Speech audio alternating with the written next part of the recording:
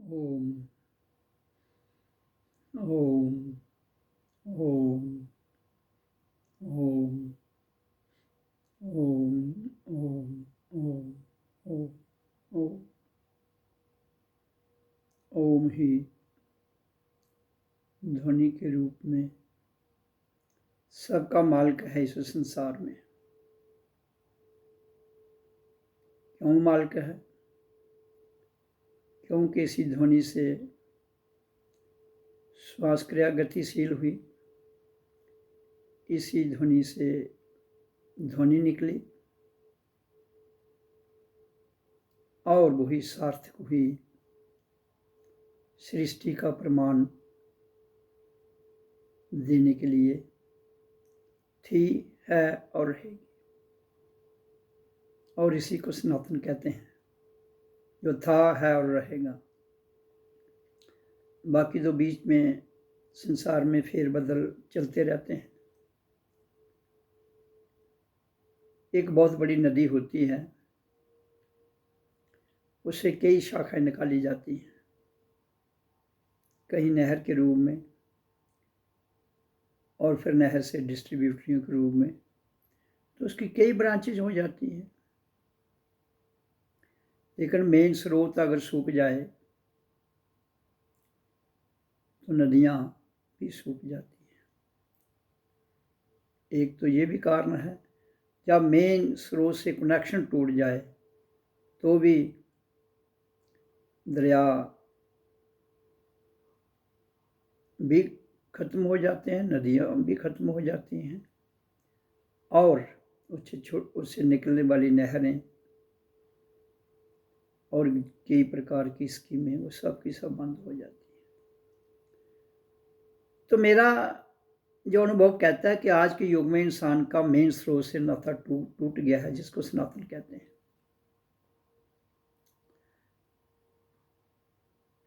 सनातन तो अपनी धारा में बह रहा है, वो एक आनंद की वर्षा कर रहा है, वो एक मौन शांत भाव में बह रहा है।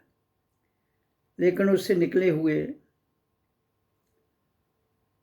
छोटे छोटे संप्रदाय और फिर संप्रदायों के बीच में वर्गीकरण जातियों का जो हुआ है, उसका उससे डिस्कनेक्ट, जिसको तार का टूटना कहते हैं, डिस्कनेक्शन हो गया है।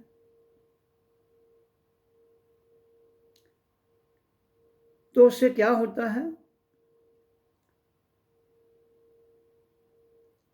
फिर उस स्रोत का पानी जल या जो आनंद है वो कहीं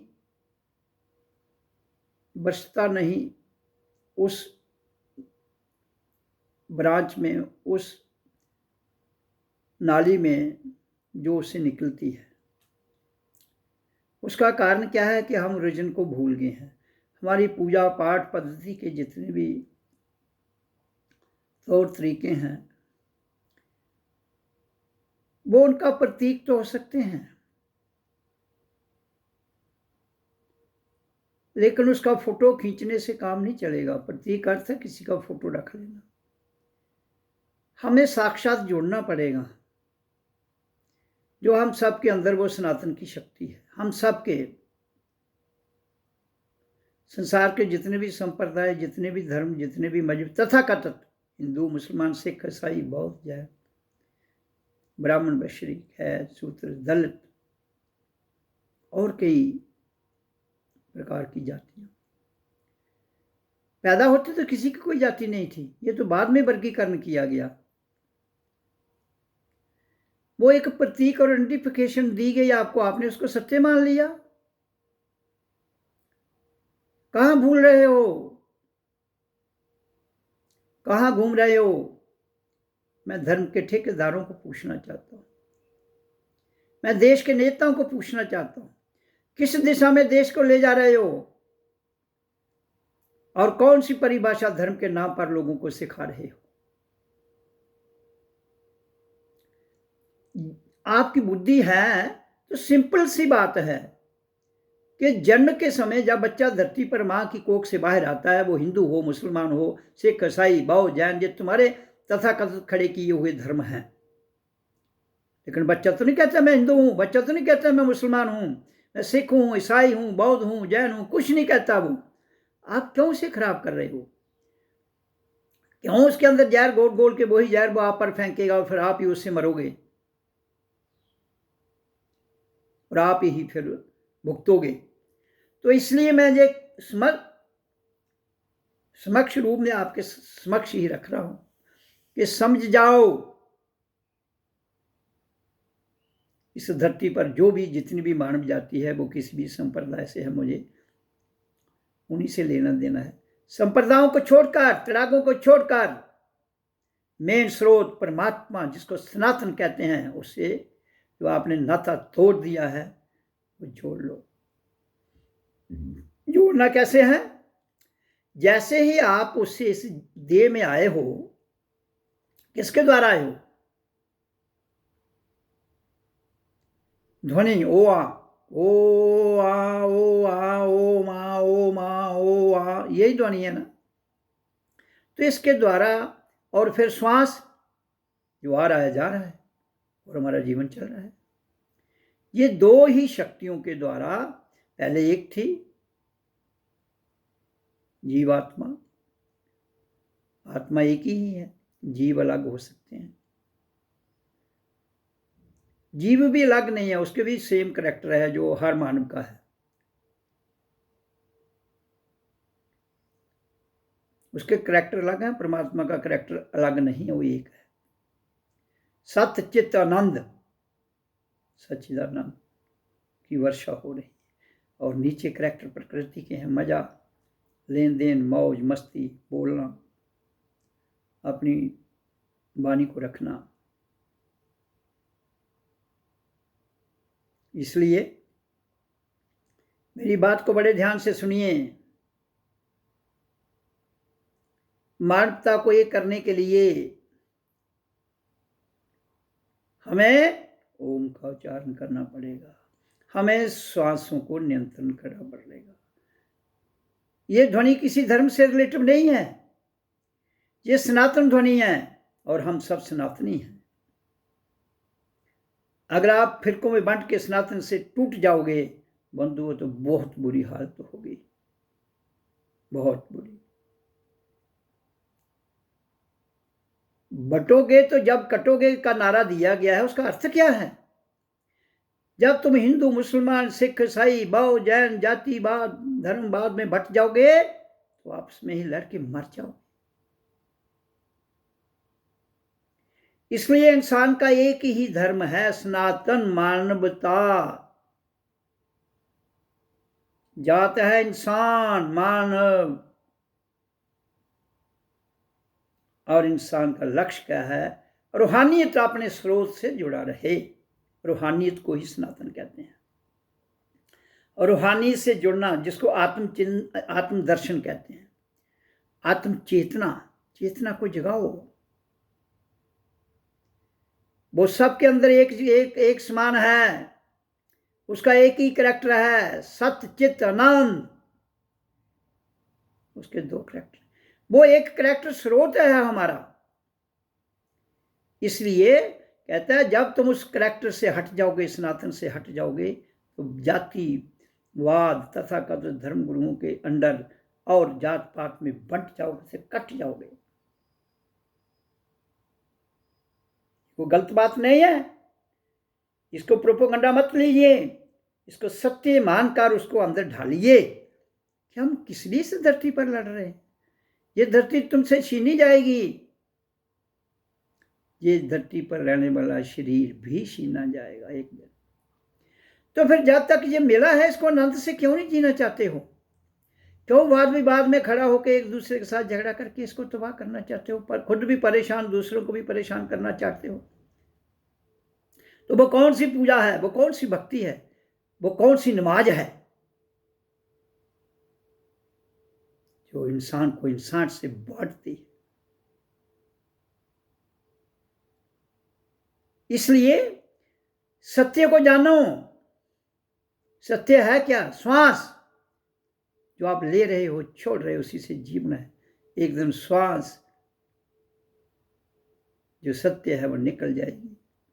प्रकृति की बात कर रहा हूं, और शरीर प्रकृति में है, इसलिए शरीर एक माध्यम है, और माध्यम को जिंदा रखने के लिए आपको हवा की जरूरत है, प्राण वायु की जरूरत है, और ध्वनि की जरूरत है, और दोनों को साधना है।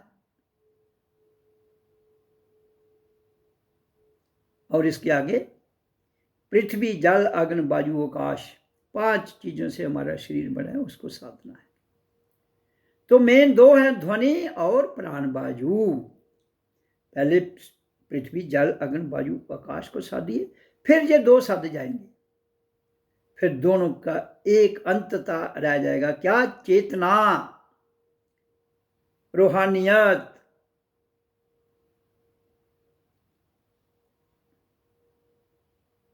बेदारी, जिसको जागृत कहते हैं, अवेयरनेस। इसकी ओर हमारी गवर्नमेंट का फर्ज बनता है। ये छोटी छोटी बातें, हमें ये स्पेशल स्टेटस चाहिए, ये चीज क्या है? सबको मिलना चाहिए, पूरे भारत में सबको रोटी, कपड़ा, मकान मिलना चाहिए। एक स्पेशल, दूसरा नहीं स्पेशल, एक के लिए ये धारा, दूसरे के लिए बताया, ऐसा कुछ नहीं। हमारा राष्ट्र एक है, हमारा कानून एक है प्रकृति में, लेकिन सत्य, चित्त, आनंद लौकिक है, अलौकिक, मैन मेड नहीं है। लौकिक मैन मेड है, संसार मैन मेड है। आपकी धरती भी, सूर्य, चांद, तारे, सब उसी का अंश है। तुम इस पर कब्जा करके बैठ गए हो। तुम कौन हो? ना जहां हिंदू का कब्जा है, ना मुसलमान का, ना सिख का, ना ईसाई का। अगर ऐसे धर्म भट्ट में कब्जे करना चाहते हो तो तबाही की ओर जा रहे हो। ये सबकी है भूमि,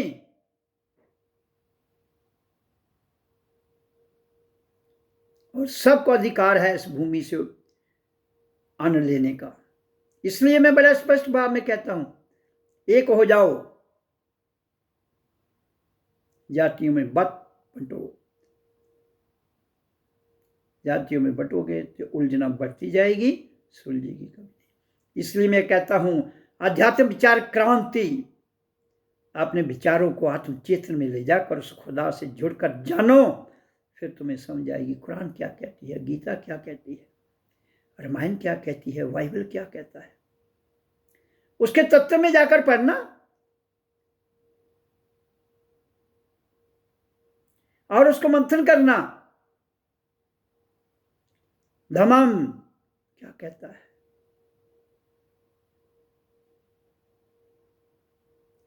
महापुरुष जितने भी हुए आज तक, उन्होंने क्या कहा है? सर्वे भवन्तु सुखिना, वासुदेवं कुटुंबम। पूरा विश्व एक है, और तुम इस पर कब्जा करके बैठ गए हो।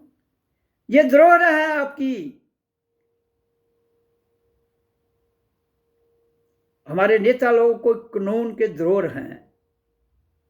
उन्होंने करैक्टर बनाना है और करैक्टर देना है। पहले स्वयं का करैक्टर बनाएं। धर्मगुरुओं को कहता हूं, पहले स्वयं को जाने। नेता को कहता हूं, स्वयं का करैक्टर बनाएं।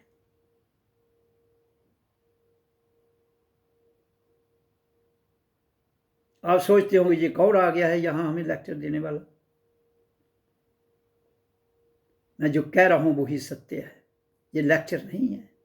तुम्हें लेक्चर लगता हो तो लगता रहे।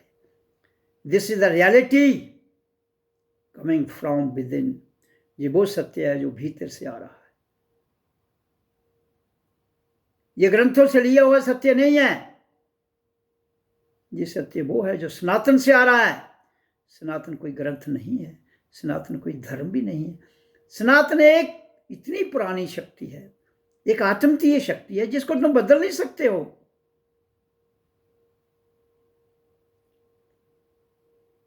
सनातन वो ऊर्जा है जिससे तुम जिंदा हो, जिससे तुम चल रहे हो, जिस दिन वो छीनी जाएगी तो तुम्हारा सब कुछ ध्वस्त हो जाएगा। इसलिए मेरे बड़े बड़े देश के जो गद्दियों पर बैठे हुए हैं, उनसे मैं बड़े नम्रता पूर्वक कह रहा हूं, संभल जाओ, अहंकार में मत आओ।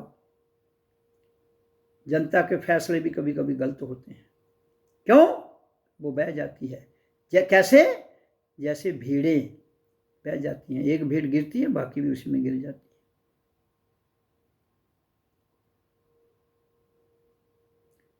डिसिप्लिन तो चाहिए, लेकिन डिसिप्लिन का अर्थ ये नहीं है आप राष्ट्र को नुकसान पहुंचाओ। आज जनता ने अगर कोई फैसला, आप कहते हो जनता जनार्दन सही है, मैं नहीं मानता हूं। भेड़ चाल, स्वार्थी नेता, स्वार्थी धर्मगुरु, स्वार्थी। जब स्वार्थों की मंडली है, ये स्वार्थियों की मंडली है, सारा विश्व बन चुका है, तो जनता भी तो वही हो गई। क्योंकि गीता में अगर आप किसी ने पढ़ी है तो कृष्ण कहता है, अर्जुन अगर मैं कर्म करना छोड़ दूंगा तो सारी जनता कर्म करना छोड़ देगी। क्यों? कि वो मेरा अनुकरण करते हैं। नेता जो है उनको मैं कह रहा हूं कि तुम्हारा करैक्टर जनता में जाता है। तुम अगर भ्रष्ट हो तो जनता तो भ्रष्ट होगी। यथा राजा तथा प्रजा।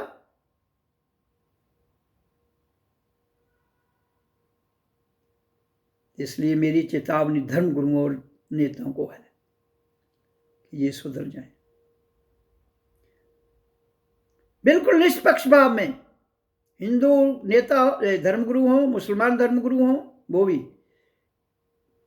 हिंदू नेता हो, मुसलमान नेता हो, वो भी। मैं ना डरता हूं ना डराता हूं। इसलिए अपने अंदर झांकिए।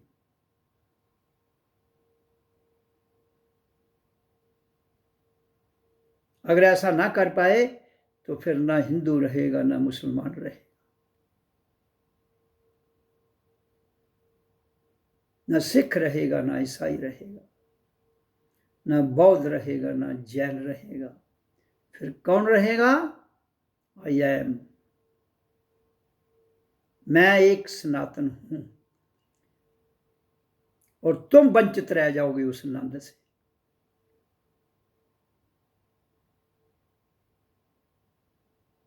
इसलिए मेरी वाणी को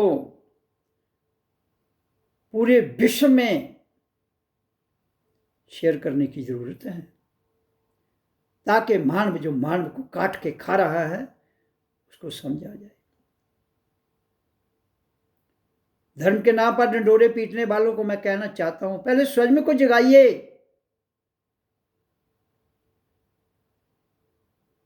फिर लोगों के पास को बताइए। हमें जात पात की जरूरत ही कोई नहीं है। हिंदू मुसलमान की क्या जरूरत है? हम सब इंसान हैं। इंसान ही बनकर रहे तो ठीक है। और फिर इंसान का करैक्टर इतना ऊंचा कर दो कि भगवान बन जाए। इंसान का करैक्टर बहुत बड़ा है। बच्चे के रूप में उसका करैक्टर इतना बड़ा है कि तुम उसकी भाप नहीं सकते हो। उसे किसी से दोस्ती, किसी से दुश्मनी नहीं है। जब तक बच्चा बोलता नहीं, उसको ना दोस्ती है, उसको कोई भी उठा के ले जाए। प्यार है, प्रेम है। लेकिन जैसे ही आपका रंग चढ़ता है संसार का, तो वो प्यार प्यार प्रेम भूल जाता है। आपका भेड़ बकरियों का रंग उस पर चढ़ना शुरू हो जाता है। जो हिंदू संप्रदाय में पैदा होता है, जो मुसलमान में, वो अपने अपने संप्रदाय में इतना पक्का हो जाता है कि दूसरे को कत्ल करने के लिए तैयार हो जाता है। भाई मानवता ये थोड़ी कहती है कत्ल करो। मानवता ये कहती है वासुदेवम कुटुंबम सर्वे भवन्तु सुखिनः। तो वो सुख कैसे आएगा हर जगह? पूरा विश्व एक परिवार कैसे है? जब हम अपने भीतर से अपने आप का मंथन करते हुए, स्वार्थ से ऊपर उठते हुए, भ्रष्टाचार से ऊपर उठते हुए, रंग भेद नीति देश सबसे ऊपर उठते हुए, जात पात सबसे ऊपर उठते हुए, रंग नस्ल से ऊपर उठते हुए केवल एक श्वास जो आ रही है जा रही है, सबके अंदर एक ही भाव से उसकी गति को जान ले, उसको समझ ले। और ध्वनियों जो हमें मिली है वापस जाने के लिए, जहां से हम आए हैं, जिस ध्वनि के द्वारा आए हैं, जहां से उतरे टॉप ऑफ द हेड से, जिस शरीर माँ की कोख में बने और इसकी गति मिली। बस इतने ही हमारी ये संक्षिप्त में बात है जो मैं आपको बता रहा हूं। वासुदेव कुटुंबम का अर्थ क्या है? एक, एक और नेक। एक है तो सनातनी है, अनेक है तो प्रकृति है। लेकिन रहना तो नेक में है। करेक्टर एक जो नेक है वो है आत्मचिंतन, वो है रूहानियत।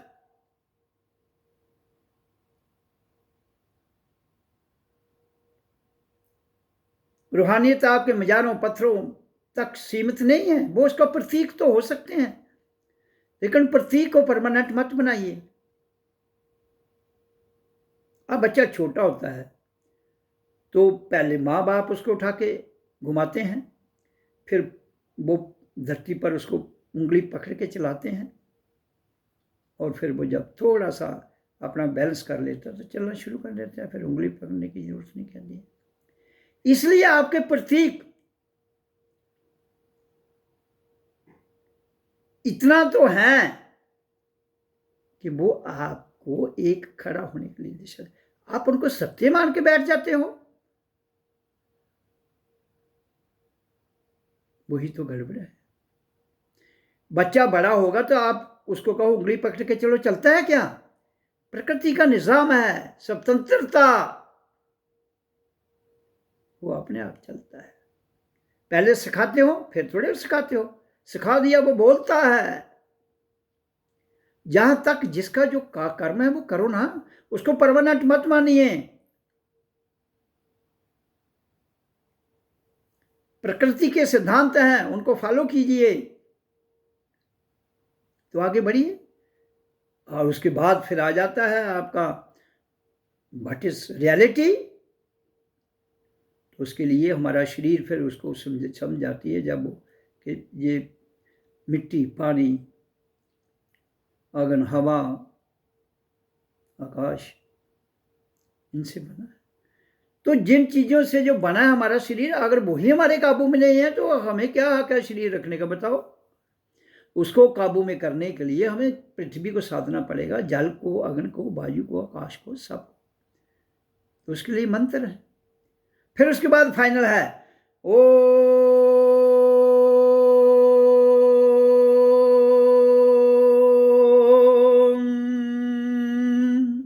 जो सबको साध लेता है। ये पृथ्वी, जल, अग्नि, वायु, आकाश सबको साध देता है। ये ध्वनि क्यों कि इसी की ध्वनि से जब श्वास चला तो गति आई। किनको? पृथ्वी को, जल को, अग्नि को, वायु को, आकाश को। हमारा शरीर जिनसे बना है उसको गति इसने दी है। इसलिए फिर वापस सत्य चित्त आनंद में जाने के लिए हमें इन्हीं दो ही सीढ़ियां हैं, आवाज और श्वास, इनके द्वारा ही वापस जाना है। कहां? सत्य चित्त आनंद में, परम चेतना में।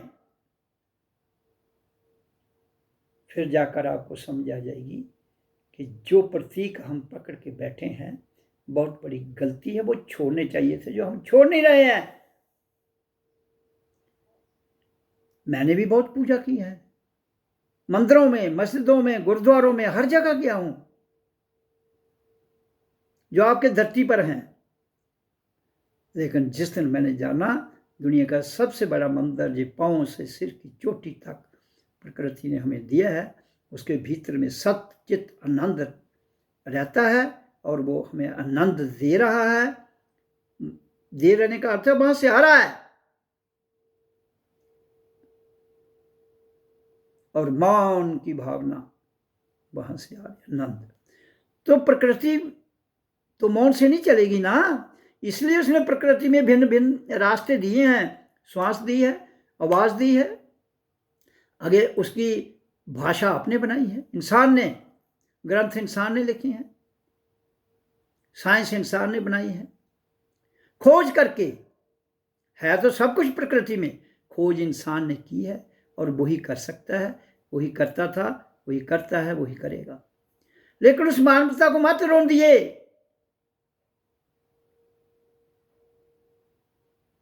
कभी हिंदू के नाम पर, कभी मुसलमान के नाम पर मत काटिए उसे। हाँ, इतना जरूर कहूंगा, कुछ कट्टरपंथी लोग हैं, जैसे इस्लाम है, हिंदू है, इस्लाम को तो तलवार की नोक पर फैलाया गया है।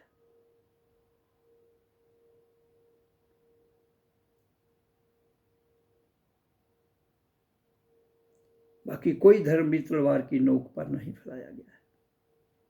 तथाकथ धर्म है नहीं वैसे कोई। इसलिए मैं सब जनता को कहना चाहता हूं, जियो और जीने दो।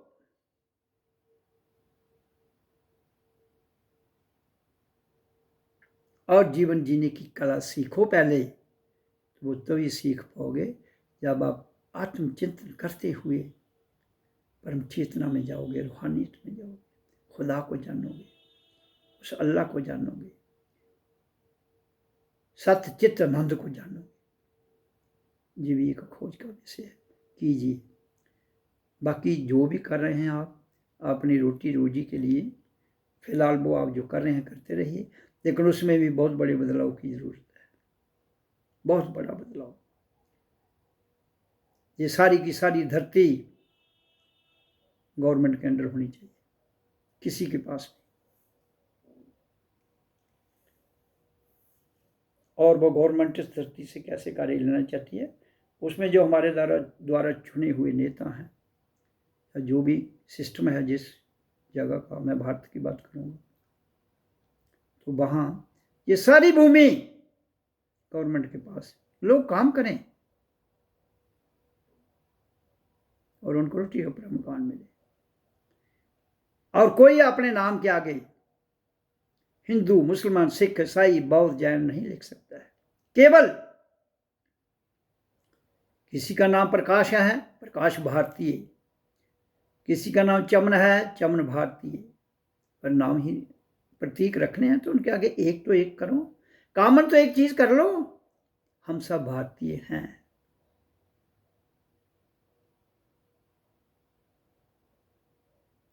कृष्ण भारतीय, राम भारतीय,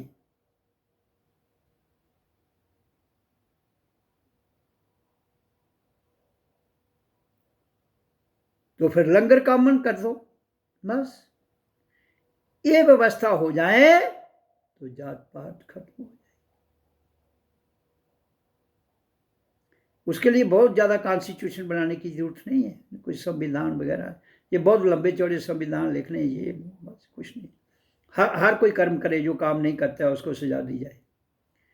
वो फिट है, नौजवान है, हैंडीकैप है, वो अलग बात है, उससे जो काम लेना है उसे ले लीजिए, जिसकी वो योग्य है। लेकिन जो फिट है वो हर कोई काम करे, जो 16 साल का हो चुका है।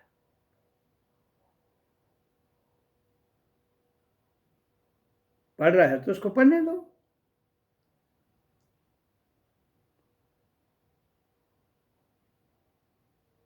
उसके बाद वो जीवन में आगे बढ़े, ताकि मानवता जिसके लिए तुम डंडोरे पीटते हो, हम गरीबी दूर करना चाहते हैं, हम शिक्षित करना, शिक्षा भी फैल जाएगी, गरीबी भी दूर हो जाएगी। अपने सिस्टम को बदलने की जरूरत है। लोग कहते हो ये मान्यता बड़ी पुरानी, मान्यता किसने दी? उस समय की व्यवस्था में जो होगा छोड़ो, आज की व्यवस्था क्या कहती है? हम सब एक हैं, तब भी एक थे। हमारे पास टेक्नोलॉजी है, हम बुद्धिजीवी हैं, बुद्धिनिष्ठ हो जाओ। बुद्धिजीवी होने के साथ साथ बुद्धिनिष्ठ, बुद्धिवादी, बुद्धिजीवी और बुद्धिनिष्ठ हो जाओ। बुद्धिवादी प्रतीक है, बुद्धिजीवी थोड़ा सा ठीक है, और बुद्धिनिष्ठ जो है वो परोपकारी है, तब जाकर बदलाव आएगा। ये इलेक्शन है को भी आपको इसका सिस्टम को बदलने की जरूरत है।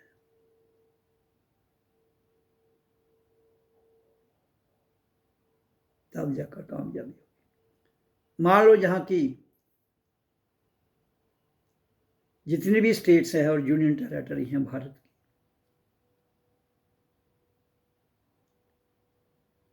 हर स्टेट से 2 लोगों को खड़ा किया जाए, ए और बी, और पूरी स्टेट ए और बी को वोट डाले, जिसमें जिसके मत ज़्यादा है वो बन जाएगा। ज़्यादा लोगों को खड़े करने की ज़रूरत नहीं है।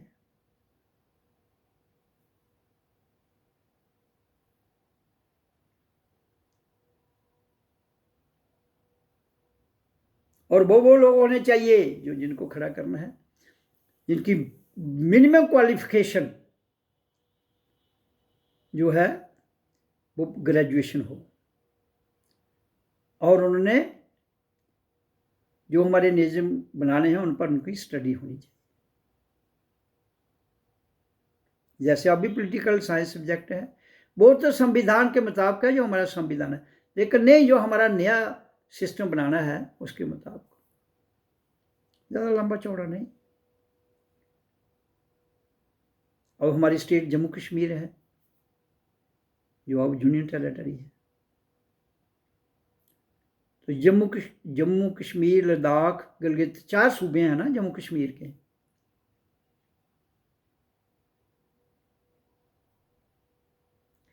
हर सूबे से ए और बी 2 आदमी खड़े किए जाए, उसी दोनों को सारी वहाँ की सूबा वोट डाले, जो जीतता है वो ठीक है।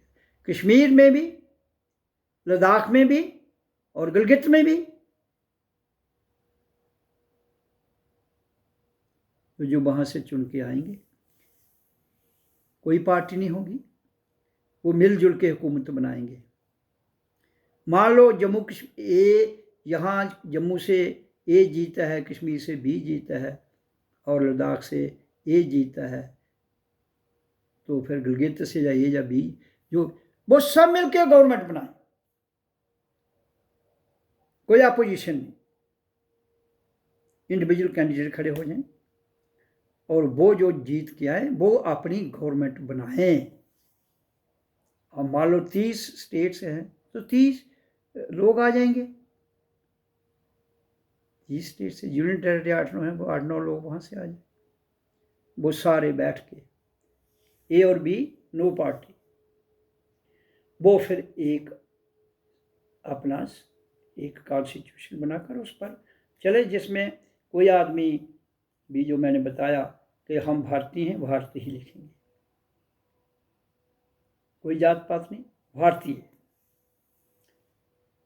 फिर आप तुम सनातन को जिंदा रख सकते हो, और उसमें मानना नहीं कुछ भी जानना है, ध्वनि करवाइए, स्कूल में ये एजुकेशन के सिस्टम में रखिए, श्वासों का नियंत्रण करना और ध्वनि को भी साधना, सब स्कूलों में ये शिक्षा जरूरी होगी।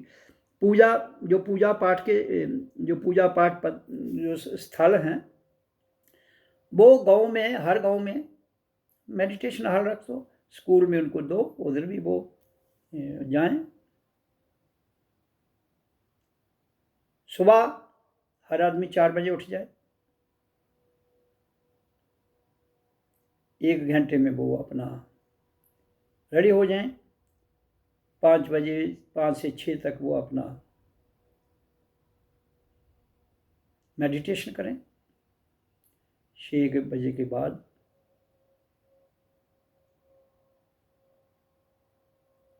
फर्ज कार्यक्रम जो होगा, नाश्ता, चाय पानी, उसका सिस्टम रख लें। तो कॉमन लंगर होगा उधर, वो जाएं खाएं, जैसे फौज में है, दिक्कत वाली बात नहीं है। हम इंसान तो कुछ भी कर सकता है। फिर जब हम श्वास और ध्वनि को साध लेंगे, तब परम चेतना और रूहानियत की समझ आती है।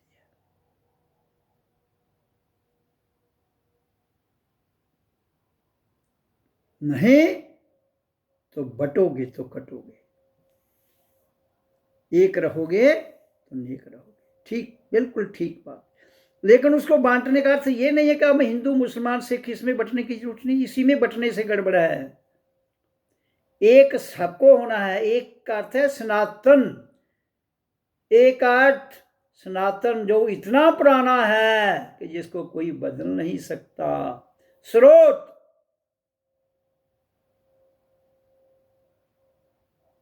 स्रोत से टूट चुके हो वो जुड़ जाओ।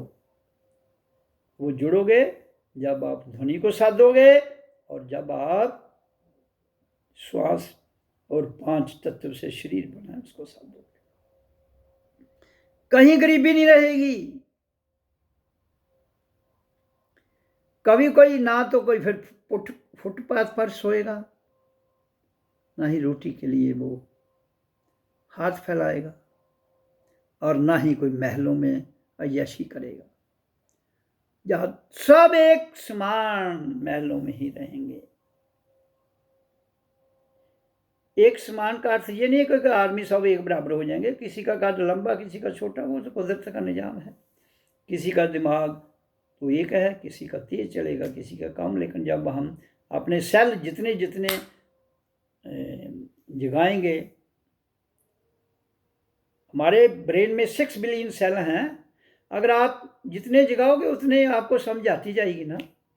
तो जो मैं कह रहा हूँ उसे आपके ब्रेन के सेल जागते हैं ओम की ध्वनि और श्वासों से। श्वास को कैसे इनहेल करो बड़ी डीपली, फिर उसको छोड़ दो,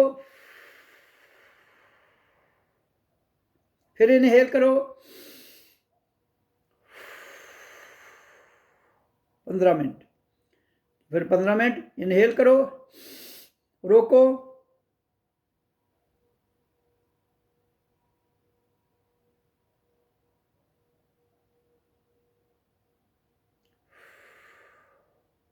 फिर इनहेल करो,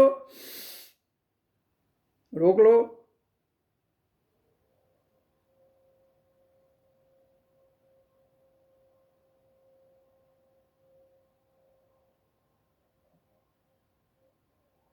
छोड़ दो, और उसके बाद शांत बैठ जाओ। 15 मिनट पहला, 15 मिनट ये, फिर आधा घंटा बाद शांत बैठ जाओ। श्वास आ रही है, जा रही, ध्यान बिरकुटी में आ गया चक्कर में इसके ऊपर, और सांसों को फील करो और शांत।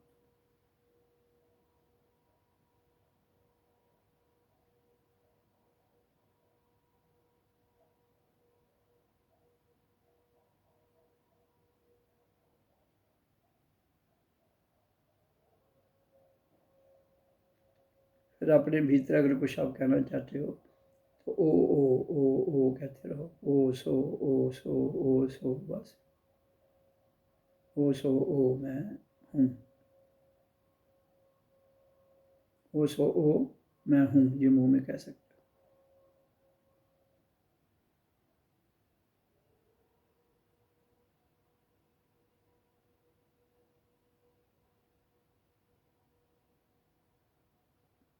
नहीं कुछ कहना है तो शांत बैठो।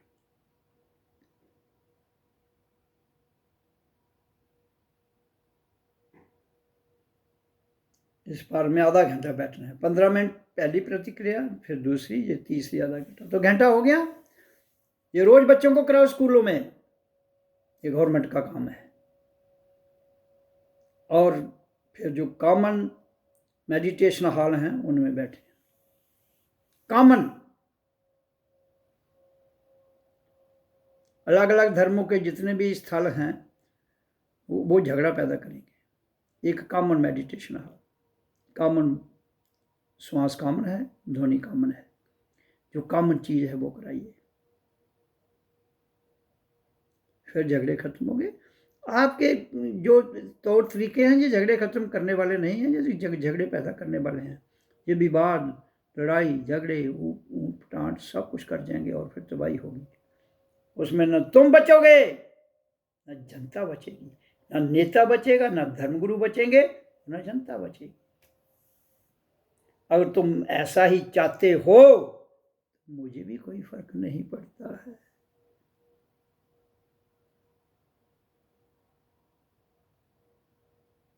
नहीं चाहते हो तो परम चेतना को जगाओ, रूह को जानो, फिर नेता बनो, फिर धर्म गुरु सनातनी गुरु बन जाओ। सब सनातनी ही हैं। गलती से बंट चुके हो, किसी ने अपने स्वार्थ के कारण बांट दिया, ये उनकी बहुत बड़ी भूल कहूँगा मैं, अज्ञानता कहूँगा। जो मेन स्रोत एक है, तुम उसे कैसे बदल सकते हो?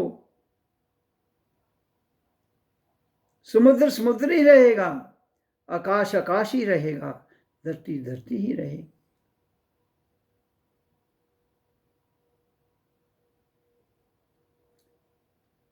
देखो ना, तीन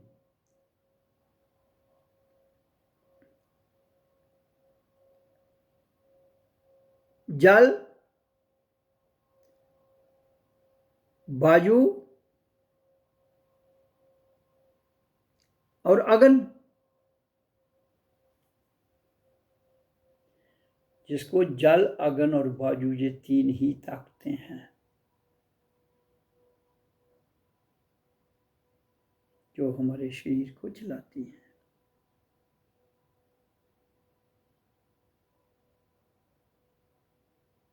तीनों को साध दो, पृथ्वी सद जाएगी। जल, अग्नि, वायु, आकाश और पृथ्वी, ये अपने आप पृथ्वी पर हम हैं और आकाश से जुड़े हुए हैं, और पृथ्वी और आकाश पांव हमारे इधर हैं, आकाश टॉप है तो हमारा पांव जमीन पर, और ऊर्जा पृथ्वी से कर आकाश तक सनातन ऊर्जा बह रही है।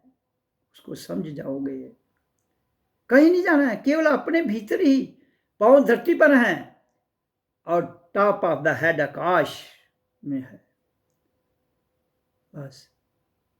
तो शरीर है जल, अग्नि, वायु, पृथ्वी और आकाश।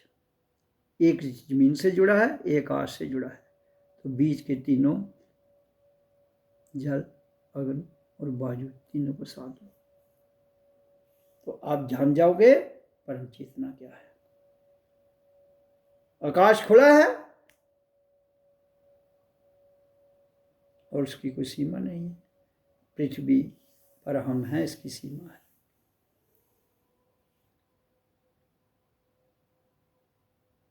इसलिए मैंने बहुत बार कहा है, मेरी कही हुई वाणी, मेरे द्वारा बोले हुए शब्द, जब मैं मंच से बोलता हूँ, अपने आप से बोलता हूँ, तो दुनिया की कोई ताकत, ना कोई धर्मगुरु काट सकता है, ना वो परमात्मा भी नहीं काट सकता है जिसने सृष्टि की रचना की। क्योंकि परमात्मा कुछ कहता ही नहीं किसी को, इसलिए वो क्यों काटेगा? वो किसी को कुछ कहता नहीं है। वो कहता है मैं किसी को मारता नहीं, ना किसी को खराब करता। मेरी उधर से तो अनंत की वर्षा हो रही है, ले लो, नहीं लोगे तो मुझे क्या है, तुम कटो मरो, मुझे क्या है, वो तुम्हारा बाप है। मैंने तो तुम्हें इसलिए नहीं भेजा धरती पर, मैंने तो तुम्हें एक ऐसे स्थान पर भेजा जो स्वर्ग है, स्वर्ग से भी ऊपर है, तुम्हें वो पच नहीं रहा है, मेरा थोड़े दोष है। इसलिए मैंने तुम्हें उसके साथ साथ मैंने कुछ नहीं अपने पास रखा, बुद्धि दे दी। मेरे पास तो बुद्धि नहीं है, मेरे पास तो मौन है, आनंद है, लेकिन मैंने तुम्हें तो वो दे दिया क्योंकि तुम साक्षात रूप में देहधारी हो। ओम ओम ओम ओम ओम ओम